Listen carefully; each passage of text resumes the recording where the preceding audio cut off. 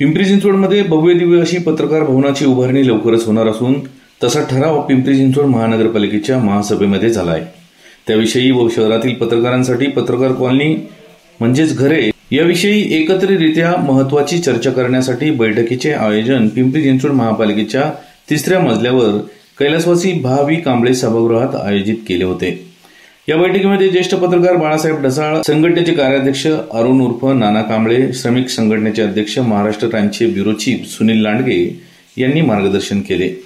पिंपरी चिंचवड पत्रकार संघाचे अध्यक्ष अनिल वडगुले यांनी सर्वांचे स्वागत आणि प्रास्ताविक केले। या बैठकीला पीसीबी न्यूजचे ज्येष्ठ पत्रकार अविनाश चिलेकर, जी24 तासचे कैलास पुरी, एमपीसी न्यूज पोर्टलचे अनिल कातळे, लोकमतचे विश्वास मोरे, साम टीव्हीचे दिलीप कांबळे, दैनिक पुढारीचे मिलिंद कांबळे, दैनिक प्रभातचे प्रकाश यादव, दैनिक पुण्यनगरीचे अमोल काकडे आदी पत्रकार यावेळी उपस्थित होते।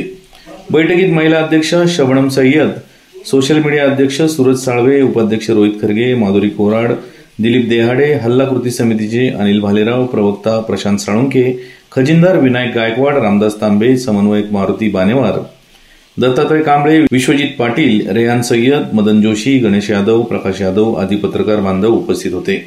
यावेळी आभार सेक्रेटरी प्रवीण शिर्के यांनी मानले। ब्युरो रिपोर्ट, आपला आवाज, पिंपरी चिंचवड। ह्या उद्देशाने आपण सगळ्यांना एकत्र घ्यायचा प्रयत्न करू। आता होत असतं काही लोकांना ते आवडत नाही किंवा काही लोकांना त्याच्यातून वेगळा काही मागण्यावरून सरांनी ते टाकलेलं। 96ला ज्यावेळी नवीन डीपी झाला आपला, जो 2006ला मंजूर झाला, त्यावेळी सुद्धा हे रिझर्वेशन कट करायचा फार प्रयत्न झाला, अतोनात प्रयत्न झाला। सांगायचा उद्देश काय की कसं आहे, आपल्यातलेच काही लोक म्हणतात मग ते कसं काय करतायत, काय का करतायत, त्यांचा काय फायदा आहे, ह्या सगळं म्हणजे तुम्ही थोडंसं उशिरा ते खूप चांगली संकल्पना आहे। आता जे इथून पुढे आपल्याला जी शंका येईल ते शंकेचं निरसन झाल्यावर ती दूर होते। शंका आणि संशय या वेगळ्या बाजू, संशय असलं तर तो संशय कायम राहतो, त्याला काय आपण करू शकत नाही, पण शंका जर पुढे उपस्थित केली तर आपण त्याच्याविषयी काही वाईट मत नाही। आता दुसरा मुद्दा असा आहे की जसं आमदारांनी आता सांगितलं की आपल्या जागेची जी काही कागदपत्र आहेत किंवा काय ते अनेक शंका आहे प्रत्येकाला, तर एकदा आपण ती समोर ठेवून लिगल कर त्याचं ओपिनियन घेऊन आपण जर आणखी पुढे गेलो तर का की ते प्रत्येकाला इंडिव्हिज्युअली सांगण्यापेक्षा आपल्याला सामूहिक मीटिंग मध्ये ते माहिती होईल।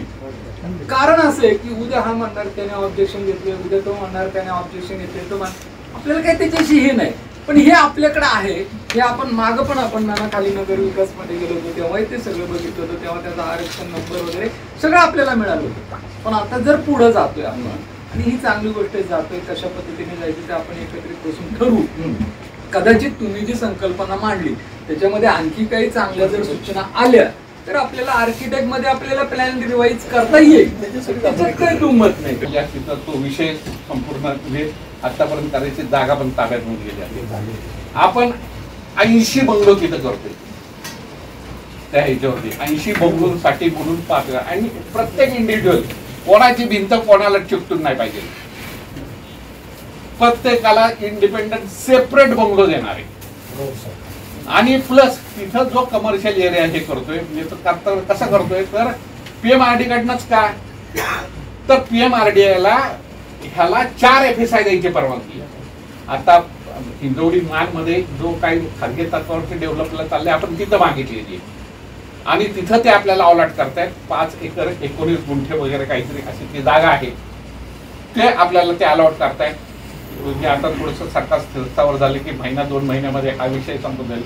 4 FSI मागितलाय। आज बाजारामध्ये सुनीलजी पत्रकार म्हणजे बिल्डर पण आहेत, अगदी 50-50चा रेशो चाललाय।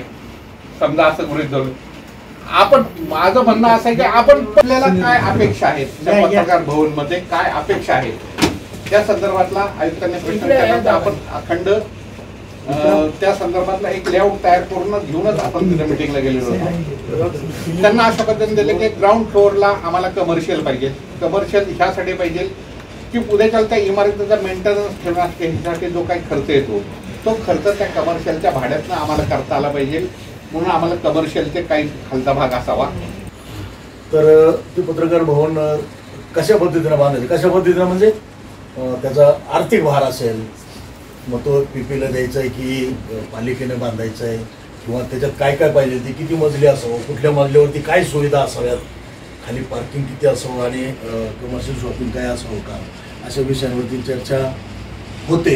पण आत्ता आपण संयुक्तरित्या बसून त्याच्यावरती पुन्हा एकदा आपण फायनल चर्चा करणार आहोत.